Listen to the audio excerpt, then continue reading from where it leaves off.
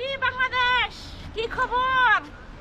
যারা যারা আমাকে দেখে হিংসা করো, এই যে একটা অশিক্ষিত মানুষ সুইডেনে কেমনে আইছে, কিভাবে গেল, তাদের দোষে বলি।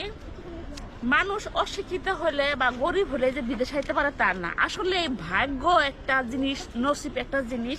যার যে ভাগ্য আছে সে সেই জায়গায় যাবো, বুঝছেন? আমার ভাগ্য সুইডেন আছে, আমি সুইডেনে আইছি, কথা বুঝতে পারছেন? আর আমার ভাগ্য যদি বাংলাদেশে থাকে, আমি বাংলাদেশে যাবো।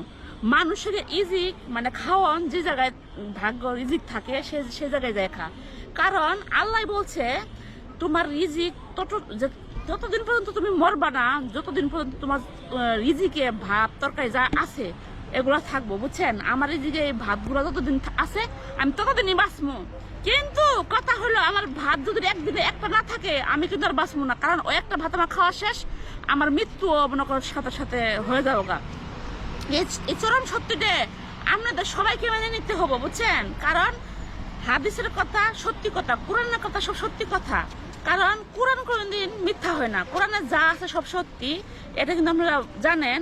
কিন্তু রিজিক, হায়াত, বিয়ে, এই তিনটে জিনিস কিন্তু আল্লাহ মনে করেন দুনিয়ার মধ্যে পাচ্ছে। টাকা পয়সা এটা কিন্তু আল্লাহ দিচ্ছে। তুমি গরিব থাকবা না ধনী থাকবা, তুমি গরিব হয়ে মরবা না ধনী হয়ে মরবা, এটা কিন্তু আল্লাহ দিচ্ছে, বুঝছেন?